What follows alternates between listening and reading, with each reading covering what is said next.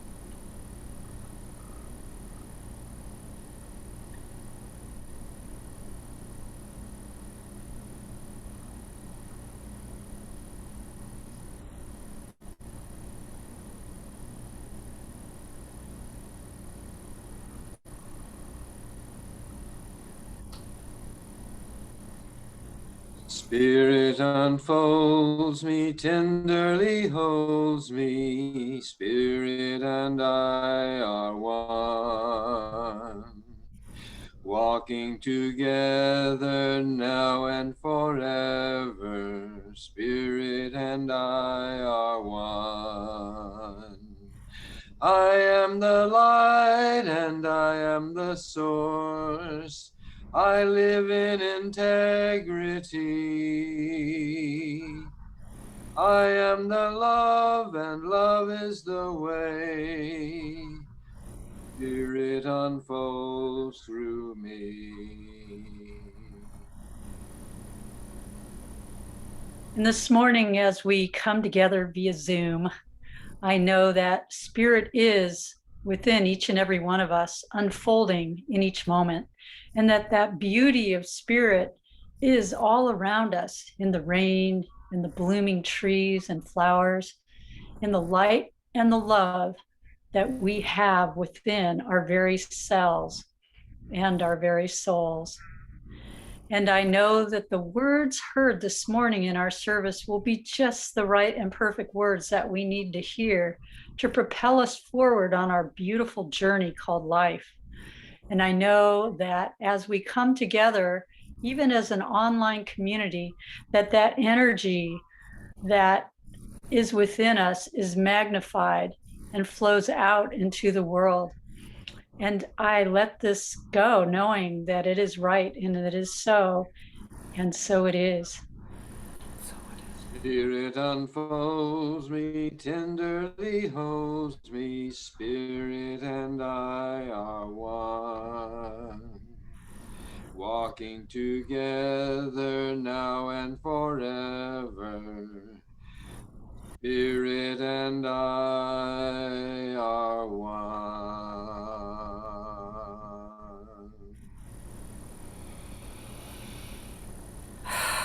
Thank you, Jackson and Michelle. I appreciate your words and music this morning. And now we get a treat.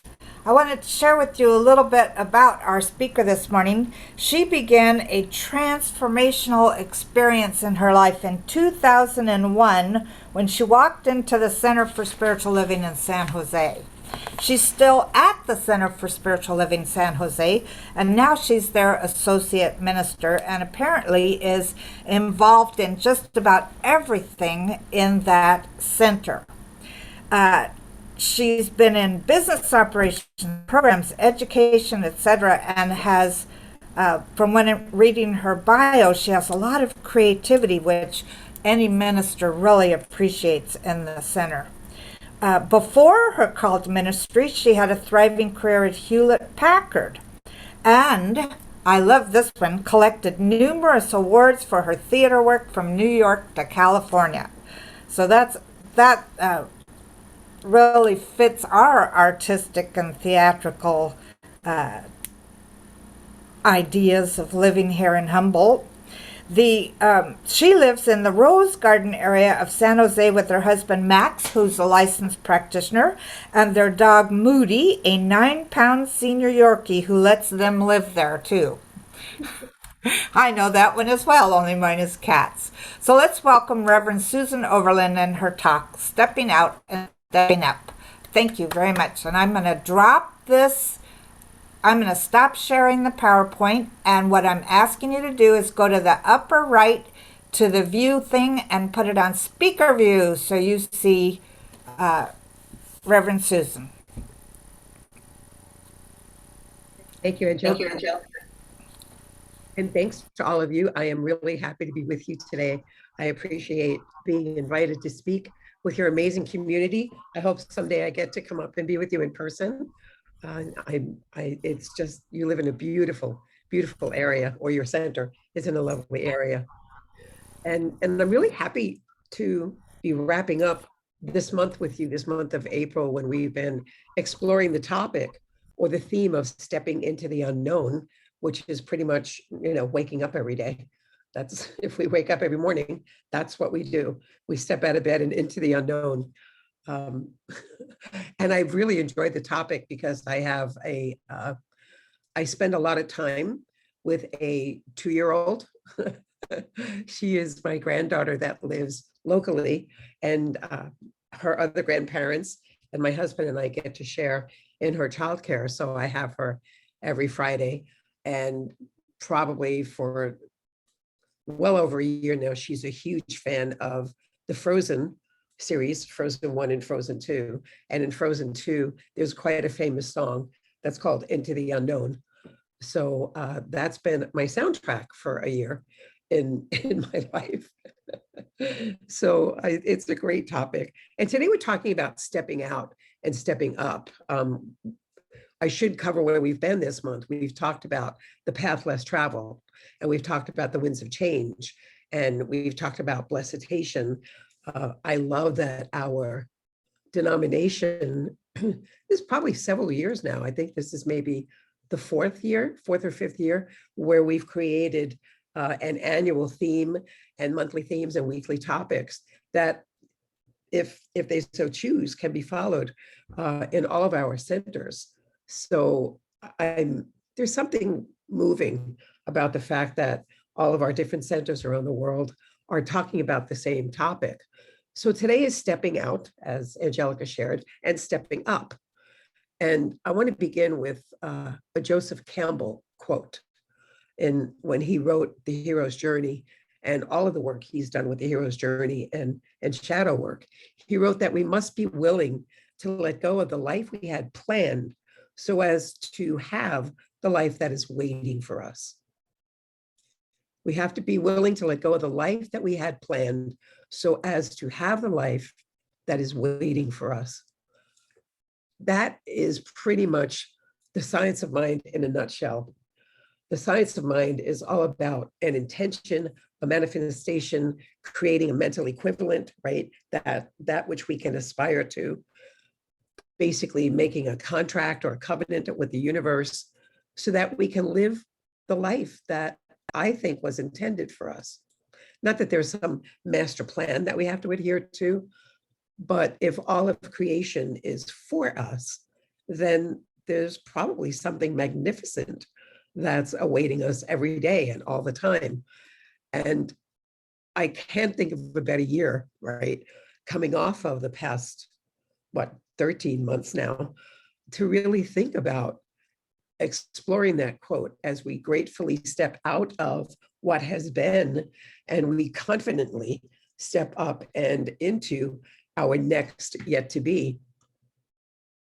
I'm sure, like you, a lot of our centers are exploring what it's going to be like when we get back together in person. I know you're doing a parking lot service on Mother's Day, and you've done one of those before. Is this your second one? Excellent.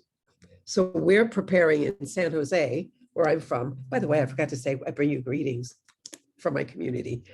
And Dr. David Bruno, we're all sending love to you. But I read an article in our community, we're preparing for a soft opening in May. We're going to test out a reservation system, and we're going to start with all of our leadership. And when we collect all of our board and practitioners and our staff, that's about 80 to 90 people, and also high-level volunteers, team leaders. So we're going to experiment with that soft opening. But what I love recently is I get an e-newsletter from the Duke School of Divinity.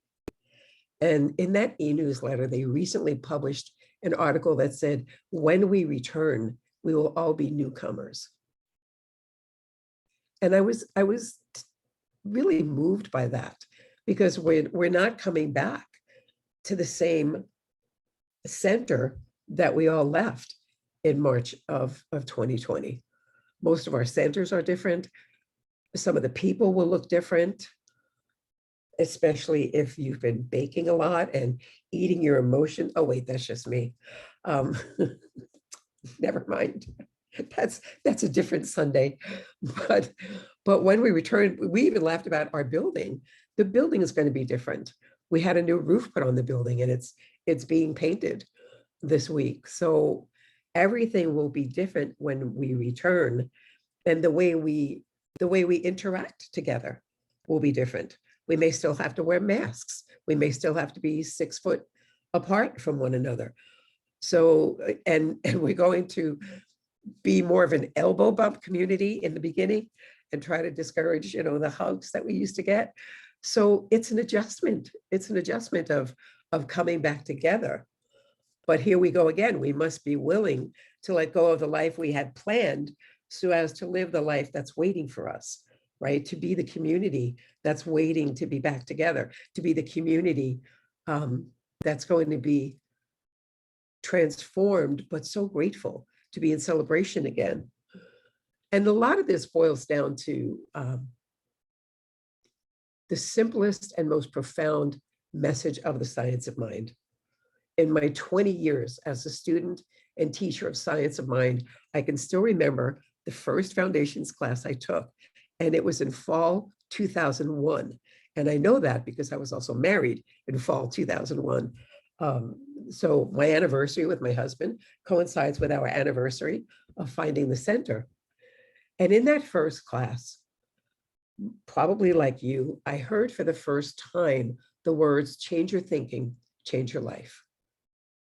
That was the first time I heard those words. And if you just take it at face value, nothing could sound simpler, right? Just change your thinking, change your life. How hard can it be? But yet nothing was more frustrating for me. I can't speak for anybody else but myself. Two things occurred simultaneously when I heard that. The first one was the frustration of just finding out that this teaching existed. I had never been in a science of mind church. And then I came, and then I started this first class, this foundations class. And everything I heard resonated with something I had believed for a long, long time. But I didn't know there were other people, no less a faith, a philosophy, and a way of life that believed the same thing, right? That was the first thing. The second thing was the dawning or even gnawing realization that I was the only thing standing in my way. And that was both profound and frustrating and maybe just a little bit scary. right? I miss the devil. I'm just going to say it. I don't know about you, but life was so much simpler when I could just say, must have been the devil's plan, or the devil got in the way. It was so much easier to have something to blame. It was so much easier to say, well, I guess it just wasn't in God's plan. You know what? God's plan is my plan. My plan is God's plan. And I am the only thing standing in the way. And then as I continued, right, of course, I continued my studies and I dove deeper into the teaching and scientific Christian mental practice with Emma Curtis Hopkins. And then she taught, well, wait, we don't deny that a condition exists. We deny that it has to continue. So that became another really profound thing that I heard early on. And I remember when I read about how Emma Curtis Hopkins prayed, she would speak of the condition, but only to the extent that she could send it back into the nothingness from whence it came. So she never denied that people might get a diagnosis, but she denied that it had to be permanent, right? Emma Curtis Hopkins would pray for a healing, not a cure, because a healing is complete and total. So that was another game changer, because once again, it kept circling back to, I am responsible for my life. I am responsible for how I move through the world. And I can change my thinking and change my life. It became so much more than, just a little catchphrase or a trite sayings that comes up in church every now and then. It really became a philosophy, a faith, and a way of life that I could partner with the thing itself. And it didn't matter what it was called. I could call it God, or I could call it Buddha, or it could be called Lord, or the universe, or spirit. No matter what name it was given, there was a partner that I could suddenly have as a co-creator in my world. And that was really powerful, also very powerful. Ernest Holmes, in his book, Can We Talk to God? On page 33.2, Ernest Holmes says, we seek to make our dreams come true. And unless our dreams are subjective hallucinations, they will become actual experiences if we demonstrate our principle. True ideas pass through to accomplishment. So let's get that one more time. If we stand in principle, if we practice our practice, our dreams can come true because those true ideas will pass through to accomplishment, right? We get to manifest our dreams if we stand in principle, when we realize that nothing stands up to principle. So why is it? If we can partner with the thing itself, and it is God's good and great pleasure to partner with us to show us the way, and we get to be God informed, uniquely who we are. Why is it then that so many of us, from time to time, myself included, can stay comfortable in discontent, right? We can just become complacent with a sense of discontent rather than risk stepping out, stepping up, and being that which we are called here to be. My grandmother, one of my grandmothers, had an Irish brogue, and I never got to meet her. But from what I understand, she had a favorite sayings that was, better the devil you know than the devil you don't. That was one of her favorite sayings. Better the devil you know than the devil you don't. Sounds a lot better with an Irish accent. And by the way, I'm not preaching to you about the devil today. That was just a joke. But what she did, I realized I brought that up twice, but that was her expression. And I think that that becomes part of the cause of being stuck.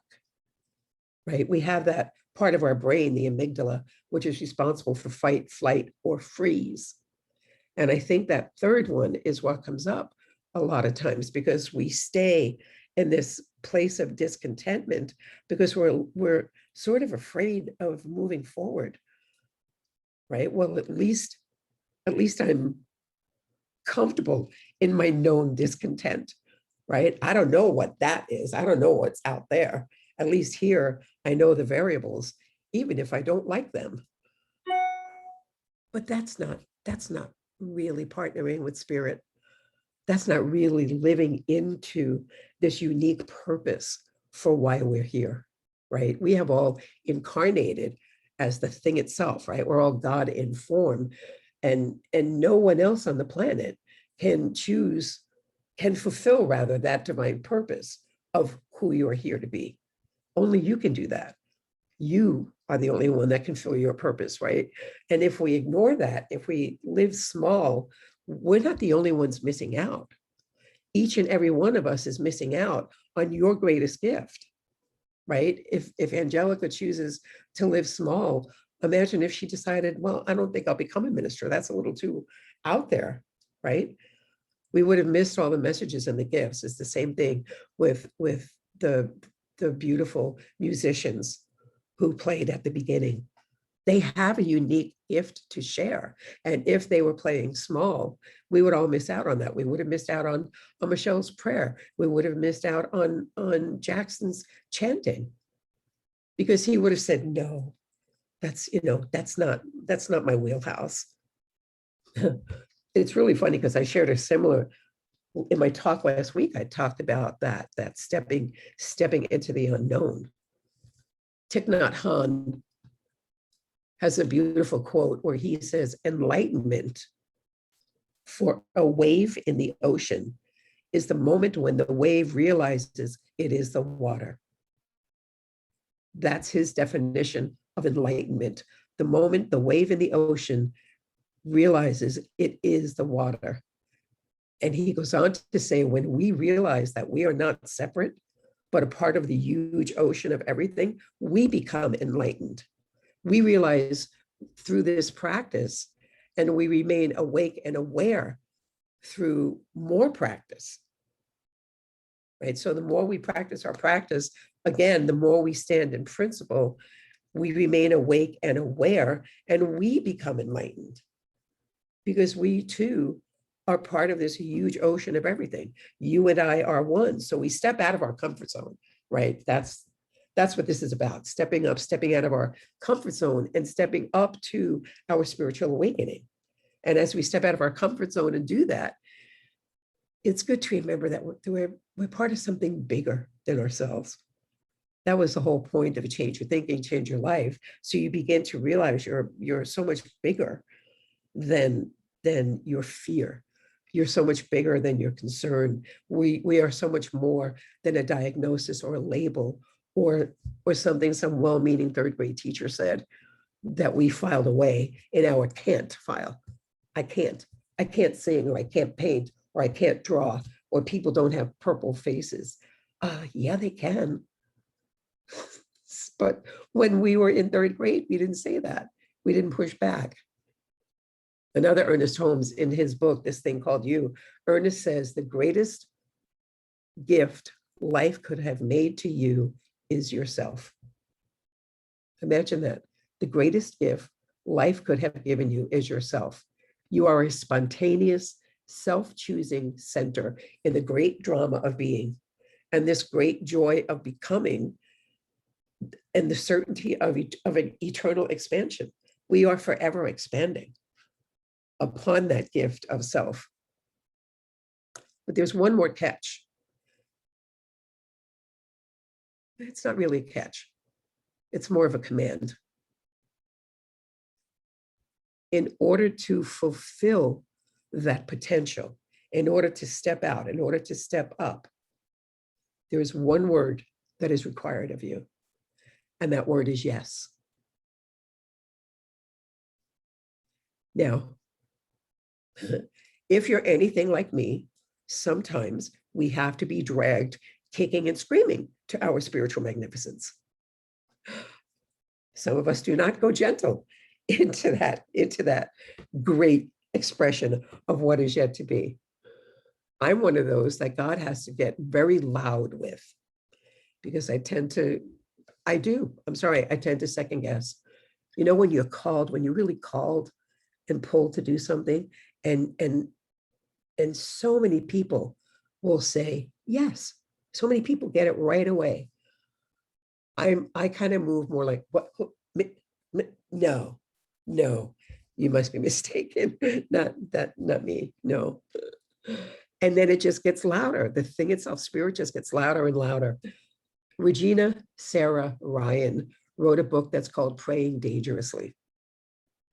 It is one of my favorite books, and she's got a beautiful prayer in there. But part of that prayer that she composed says, let us say yes again and again and again, and yes, some more. Let us pray dangerously. The most dangerous prayer you will ever pray is yes. And I couldn't agree more. I couldn't agree more, because as we begin to step out and step up, right? If we're going to step into the unknown, we have to really exercise that yes muscle. Even if it looks like this. Hey, Susan, I think you should take prac studies. What do you think? Yes. Hey, Susan, I think you might want to go to the School of Leadership. I think you should become a minister. What do you think? Yes. You know, I could, even 22 years ago, 1999, I was doing a show in San Francisco, and this very nice man asked me if I wanted to go on a date. And I ran to my therapist's office and said, something terrible has happened. Somebody asked me out. And he said, like, on a date? And he said, are you going to go? Yes. You know, I mean, everything kind of looks like that when it's new for me. I have heard of people kind of like a unicorn who actually go after things immediately. They say yes, right? I think they're unicorns. I think that's a myth. I really do need to be dragged kicking and screaming sometimes. But you know, it is stepping into the unknown. And sometimes it's terrifying.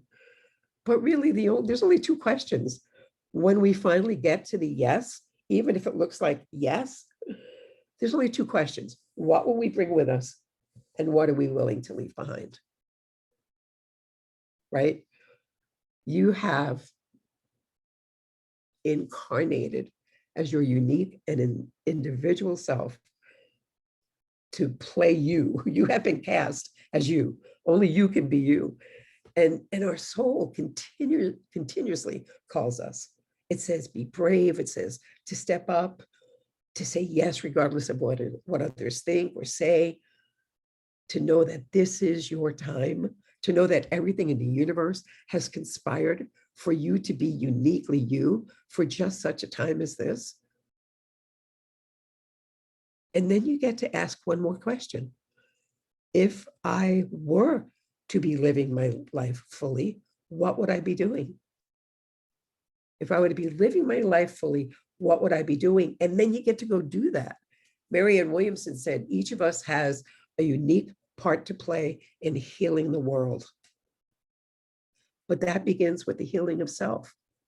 And more specifically, moving past our self-doubt. You're very normal if you have self-doubt.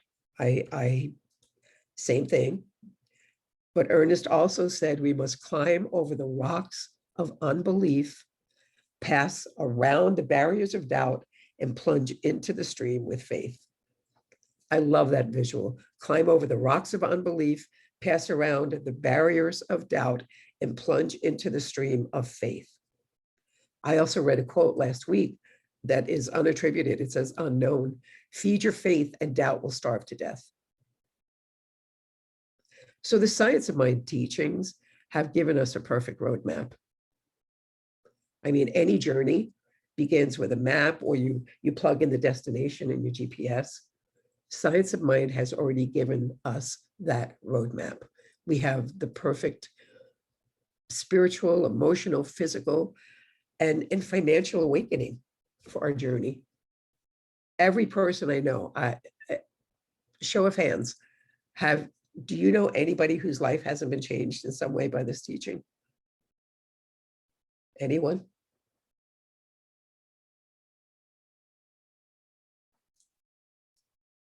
Every person I know who practices the science of mind has a story they can tell about how this teaching has changed their life. And now is the time where you get to share your good. We get to be strong in our conviction, which makes us stronger in our faith. And when, the headlines can get in the way. If I search hard enough, I can find evidence that the world does not work for everyone. But when I practice my practice, when I stay rooted in principle, then I know that that is an intention and a declaration and a mental equivalent that we can live into, each one of us individually, stepping out and stepping up into the power of this teaching, into the power of spiritual principle, into the power of the self, who we are as unique, divine individuals, right? Spiritual beings having a human experience. But this is the time, it's beautiful. This is the perfect time for you to share your good, for you to be strong in your conviction, be strong in your faith. And when the world needs you, when the world needs us, what do we do? As religious scientists, what do? We step out of our comfort zone. And we step into who we have come here to be. You can step into who you have come here to be. So I leave you with the thought, how brave are you willing to be to step out and step up into your spiritual magnificence? And I'd like to leave you with one affirmation that maybe you can repeat this week to yourself. I confidently step up and into my greatness. I confidently step up and into my greatness.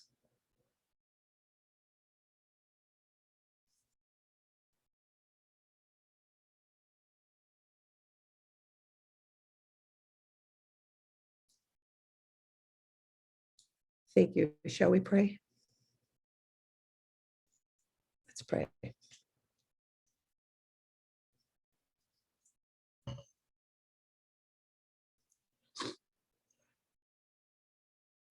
I know that there is only one power, one source, one magnificent Father, Mother, nurturing being.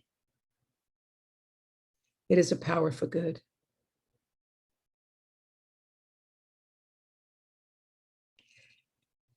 It has many, many names: God, Buddha, Lord, Gaia,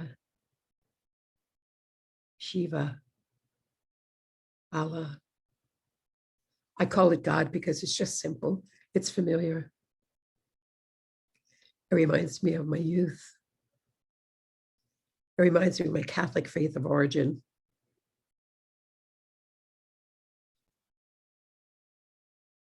But it also reminds me that I am one with it. It is such a simple word, 3 letters. And it's sufficient because there isn't anything in the English language, or any language really, that could possibly sum up all that it is. We teach our littles in our Sunday school, when we have Sunday school, we teach them a very simple call response. God is life, I am life. God is light, I am light. God is joy, I am joy. And we go on to say God is beauty, God is love, God is power. But at the very end, you hear these little voices say, and all of the things God is, I am. The littlest of the littles, little 3 and 4-year-olds, walking through the world knowing all of the things God is, I am. And I get to know that as well. I get to know my oneness. I get to know that I have shown up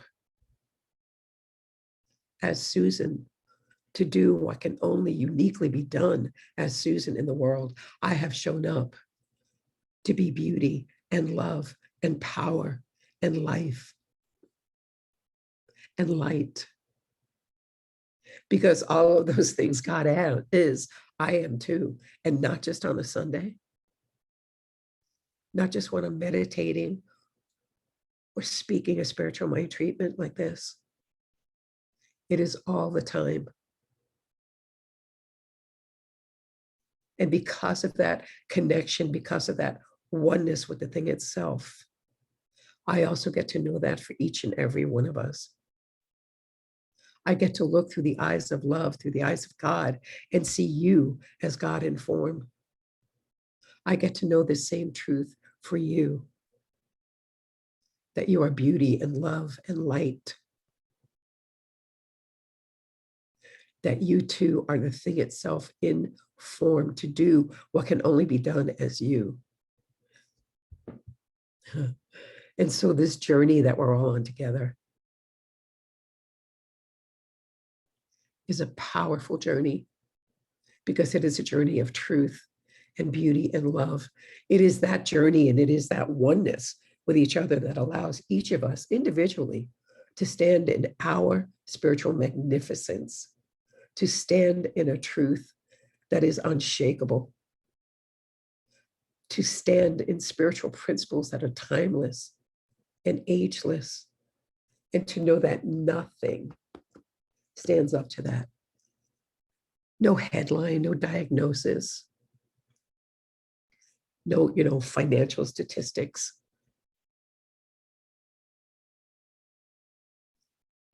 It is all about that power for good that you get to use and allow it to use you. And so today, with that knowing, with that knowledge, with that intention, yes, I confidently step up and into my greatness. That is a new affirmation, a new declaration that we get to co-create as each of us step up and step out on this journey of awakening. And I am so grateful. I am grateful for the shift that happens every time. Scripture said it a long time ago, wherever two or more are gathered, there I am in the midst. And that is the truth. And that is powerful, and that is good. And that is enough. And so I release my word, this declaration, into the action of the law that is timeless and ageless and acts the same for each and every person. And I simply whisper for the echo that says, yes. Yes, all is well. And I invite you to anchor this prayer treatment with me by saying, and so it is.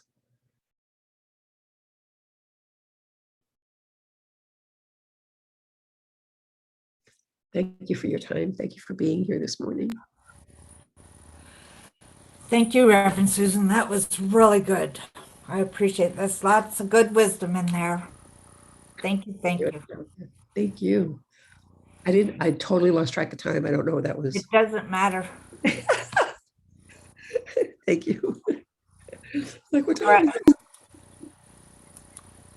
Pamela is going to share a song with us this morning. So unmute yourself, Pamela, and take it away. Thank you. Thank you. I'm going to be singing, there's an echo. Okay. I'm going to be singing a real favorite from the center. We got permission a number of years ago to do this from the composer and lyricist, Rev Michael Gott. So I know you'll be singing in your little squares with me. I'm stepping out into a world of possibility. I'm stepping out into a whole new way to live. There's so much waiting for me. The path is clear before me. I've got so much that I have yet to give. I'm stepping out and I'm committing to integrity. I'm stepping out, releasing every fear and doubt. The road just keeps on turning. At every turn I'm learning. I'm learning what this life is all about. I'm stepping out. I'm stepping out into a world of possibility. I'm stepping out into a whole new way to live. There's so much waiting for me. The path is clear before me. I've got so much that I have yet to give. I'm stepping out and I'm committing to integrity. I'm stepping out, releasing every fear and doubt. The road just keeps on turning. At every turn I'm learning. I'm learning what this life is all about. I'm stepping out.